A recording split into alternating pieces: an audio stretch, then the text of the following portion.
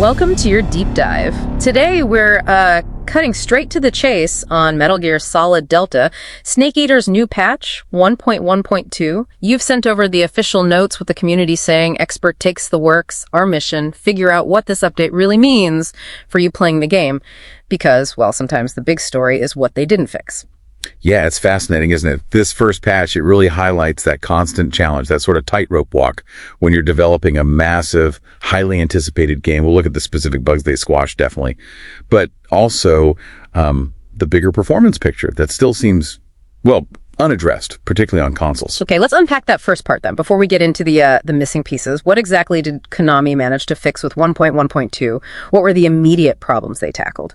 Well, the patch notes confirm fixes for several, let's say, game-breaking crashes. Things would just stop your session cold.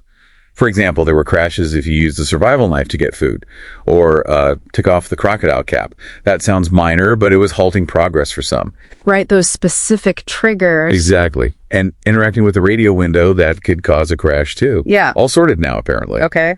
And we also saw fixes for some visual glitches, like Snake's character model kind of floating when you went from a roll into a crawl. Looked pretty weird, I imagine. Plus, they fixed some areas where player movement was restricted in the intrusion view, you know, when you're looking through binoculars or a scope. Yeah, where you'd get stuck, maybe. Basically, yeah. Couldn't move properly.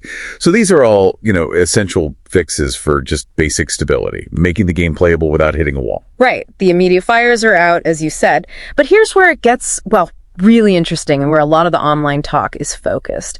These fixes are good, necessary even, but the patch seems to completely sidestep the broader performance issues, especially for console players, like on the PS5. Yes, this is the crux of it, really, the elephant in the room. There's absolutely no mention in the notes about improving performance. And that's huge because reports, like from Digital Foundry, they've shown the game struggles. It just can't seem to hold a steady 60 frames per second. Yeah. Not on the base PS5 and not even on the PS5 Pro, especially in those, you know, really dense jungle environments. Which are kind of iconic for Snake Eater. Exactly. That's where you spend a lot of time. So that instability, that frame rate dropping, it really impacts the experience. And for the PS5 Pro specifically, there was another layer to this, wasn't there? Something about graphics modes. That's right. The criticism there is the lack of choice. There's no like a la carte graphics menu where you could maybe prioritize frame rate over resolution or vice versa. Instead, you're apparently forced into this single enhanced mode. Yeah. And the issue is it seems to be upscaling from a lower internal resolution. Which leads to... Well, it often leads to a softer, kind of blurrier image, not as crisp as you'd want.